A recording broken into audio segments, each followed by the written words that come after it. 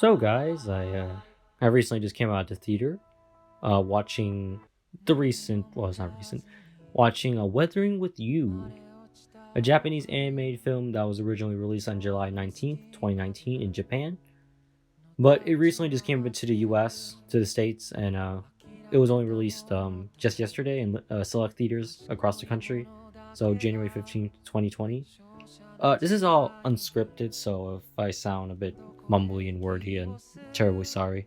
Weathering with You, also known as Tenki no Ko, I think that's how you say it in Japanese, is a Japanese animated romantic fantasy film written and directed by Makoto Shinkai. If you don't know who that is, it's the guy who wrote and directed Your Name back in 2016. That movie is phenomenal, by the way. Your Name, so I'm suggesting that you should also go check that out. Weathering with You, the film is set in Japan, specifically Tokyo. I'm not going to get into spoilers, but here's like the gist of it, help you understand a little bit. The film is set in Japan, and specifically in Tokyo. Like I said, during a period of extreme weather, like extreme rainfall. It's set in the middle of the summer. There's extreme rainfall, like floods, typhoon, hurricane type of stuff. That's been consistently going on for days and weeks in Tokyo. Like heavy rains. It's very unusual, and throughout the film, a lot of the characters mention how come it's very unusual and how come the rains just keep on continuing. The story centers around this one high schooler named Haruko. I think I'm saying it right. He's not from Tokyo. Haruko is wait no, it's not Haruko. It's Horaka. Horaka is a runaway. Yeah, he ran away from home to move to Tokyo because, in his words, the place that he was in, it was suffocating him, something like that. So he runs away from home, he moves to Tokyo, but he kind of doesn't know what he's doing, so he's a bit of a bum for a while. But he gets saved by this one guy named Kaitsuki Suga, who saves him after he nearly falls into the waters off the ship. And he offers him a job.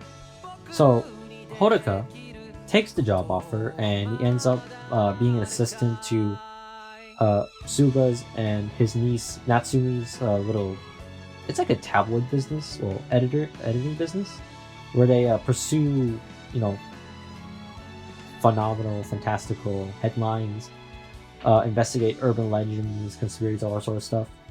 So Horuka acts as an accomplice to Natsumi and Suga as they go around investigating urban legends relating to the weather, because the weather is really unnatural throughout Tokyo. And as the film progresses, Horuka meets this one other girl named Hina, who acts as the other protagonist in the film. They meet, and it turns out that Hina is a girl who can control the weather. Basically, she can pray, and she changes the weather. And because it's all rainy and everything, Horuka suggests to Hina that they should start like a little business, because she can manipulate the weather with her prayers. They begin this little business where they would get requests from a bunch of clients. Hina would pray, and there will be a bunch of sunlight that clears the sky and stops raining, all this sort of stuff. And that's the gist of the story. I won't go into any further details, but so the film itself was produced by Comics Wave Films, Genki Kawamura, and Story Inc. And the film itself is incredibly good.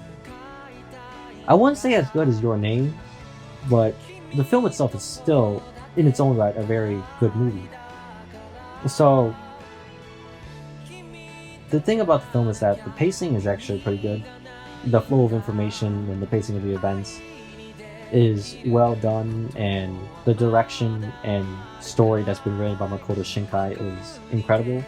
And the story itself it comes alive, Throughout the film, you get to care deeply about these characters, and the film itself, like the plot, it's That's actually pretty funny.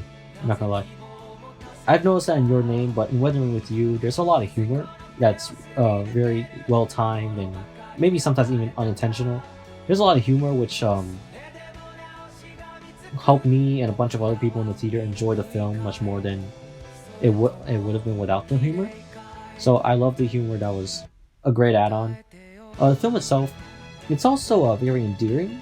You get to care about these characters, even the ones that you may not feel so great about in the beginning. You get to care about these characters. It's endearing. It's heartwarming. It's funny. It can also hit some depressing and sad beats, which is a good thing because the tone is very consistent. It hits the right notes when it needs to be. If it's funny, it's funny. If it's like exhilarating and thrilling, like chasing or something, it hits the right notes for that. And if it's some depressing scene, it hits the right notes for that. It's the film. It's like parts of the film are incredibly sad. Parts of the films are incredibly sad and depressing, but overall, the film itself is very upbeat and kind of happy. Even at the very worst of times, like it shows that these characters are very optimistic, and the characters themselves are pretty endearing. Hina, in particular, she has a wonderful personality. She's actually kind of adorable, to be honest, because she's very upbeat and outgoing, and she just adds to a film like a sense of positivity and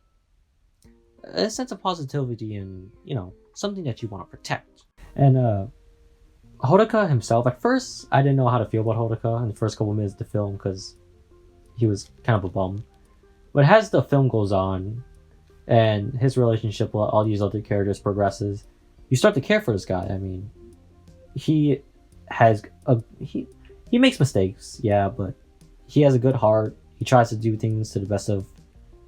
He has good intentions. He has a good heart, and the business that he opens up with Hina with the making sunlight when it's raining or sort of stuff. It comes from a good place. I mean, yeah, he wants to make money from it, but at the same time, you can tell that he's a person that cares about others, and is just a very kind boy. It's the same thing with Hina. I mean, their romance is actually pretty well. Their romance is actually pretty well written. Throughout the film, the film progresses and the relationship progresses. You just really want them to see them together. And as for the other characters, Hina has his little brother named Nagi. He is a ladies' man. He's in grade school and he's getting all the bitches in his grade. I'm not even kidding. You just have to watch the film to see it. But when you first see him, you might think he could be a little brat, but it turns out that he's actually pretty funny. He's pretty endearing as well, and he adds a dynamic to Hina's and Hodaka's relationship because he basically is the third guy in the trio that drives the core of the plot. And I think the film would have been worse if he wasn't in it, because he adds just an interesting dynamic and adds an interesting interesting element to the film that helps elevate it to something better. As for the other side characters, such as Kaisuke Suga, the guy who took Hodaka in, at first he seems really, really sketchy, and that's saying a lot. At first he seems really sketchy, and you grow a little bit wary of him, but he's a father, and as the film goes on, you'll learn more about him. He acts like a mentor figure to Hodaka, and it's nice to see that. And he acts like the cool uncle. You know what I'm saying? He acts like the cool uncle that's just there and helps you out. And his niece Natsumi, she's really fun. She's entertaining. She's one of those dramatic anime girl characters that they act a little bit over the top, but it's for comedic and entertaining purposes. And she hits the right beats very well. And but none of these characters are one note. You see that they all have their own separate problems and have their own quirks and traits, and it makes them feel more human, even with the side characters, because the story focuses on Hodaka and Hina, but the side characters themselves have their own problems, have like their own little tidbits and everything that make you. That just fleshes out the characters in a more well-grounded manner that makes you just love the characters even more and connect with them even more. The film itself is actually the film actually feels relatable at times, especially if you've gone through financial problems or any of that stuff. It's very relatable. It hits like a lot of notes and a lot of familiarities that you might see in Makoto Shinkai's other work, Your Name, and other films that you can see across anime. But overall, I think the film itself is pretty good. The one the one problem I might have with the film is that the ending is kind of rushed, in my opinion. The ending feels it feels a bit like abrupt, you know, like if it just like pops out of no. I won't say it pops out of nowhere, but the third act alone, it feels it's like the pacing just snaps up and just starts going faster and faster. And after a while, you're looking at the film, just like, hey, this is going a bit quick, don't you think? And as the ending reaches, and you're just sitting there like, wow, that I sat there and I said that it felt really rushed, as I said before many times.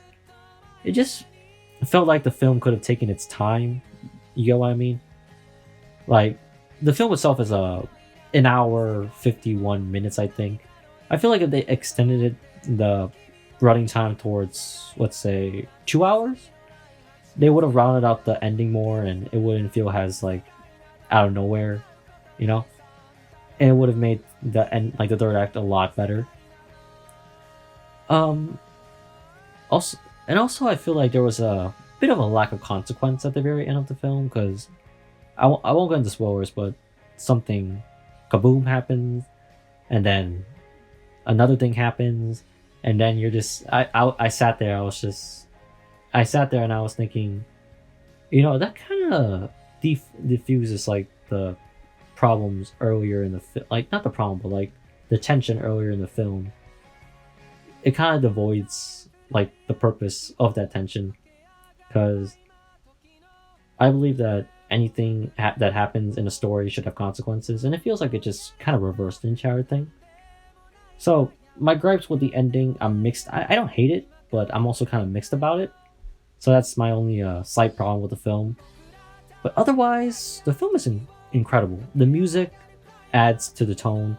It hits the right beats, and it's very catchy, and it adds an emotional and just very fun feeling to the film itself. I mean, I think you should give this film a watch. Watch Your Name first, then watch this film. This film is only in select theaters right now, so it might be hard trying to find tickets, but if you can, watch it. This film, Weathering with You, written and directed by Makoto Shinkai, it's an incredible film.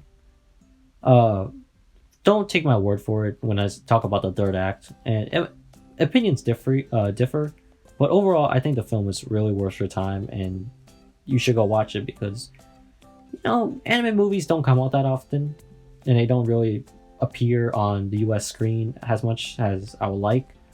So, unless you're one of those people who like to wait for the DVD, I think you should go watch the film.